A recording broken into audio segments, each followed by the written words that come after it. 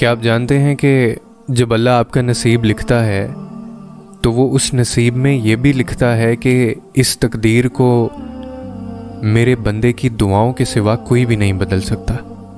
हम अक्सर ये सोचकर परेशान होते रहते हैं कि अगर हमारा मांगा हुआ किसी और को मिल गया तो क्या होगा, हालांकि अल्लाह तो पहले से ही सब कुछ तय कर चुका है। ये भी कि आपको आपके नसीब से क्या मिलना है, और ये भी कि किन दुआओं ने आपके दिल का हिस्सा बनकर आपका नसीब बदलना है। तो फिर आप क्यों इन वसवसों से परेशान होते हैं कि दुनिया हमसे हमारी चाह ना छीन ले।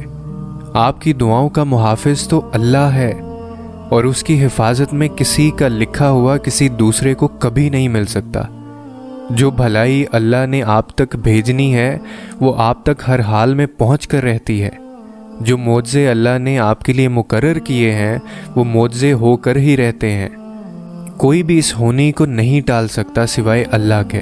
जिस पर अल्लाह ने हमारे लिए पहरे बिठा रखे हैं उसे हमसे कोई नहीं छीन सकता।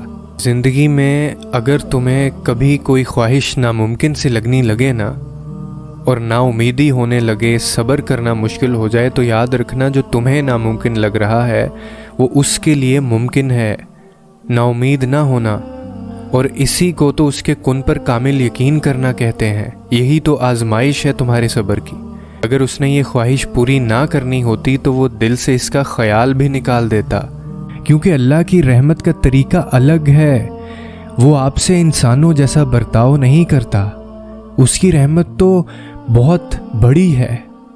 अल्लाह का रहम बद से बदतरीन हालात में भी आप तक आता है, जैसे आपसे 1400 साल पहले आया था। इसकी खुदाई इसके गज़ब से नहीं बल्कि इसकी खुदाई इसके रहम से है। ये तमाम कायनात उसके रहम से है। उसका गज़ब सिर्फ तब आता है जब उसका बंदा उसकी नाफरमानी की आखिरी हद से भी बाहर निकल जाता है, लेकिन तब भी वो अपने रहम की गुंजाइश रखता है। तब भी अगर इंसान माफ़ी मांग ले तो अल्लाह माफ़ कर देता है। तो फिर आप किस इंतज़ार में हैं? आप किस चीज़ का इंतज़ार कर रहे हैं और कितना इंतज़ार करेंगे? क्या आपको याद नहीं कि अल्लाह ने क्या फरमाया था आपसे? मेरी रहमत हर चीज़ को अपने घेरे में लिए हुए है।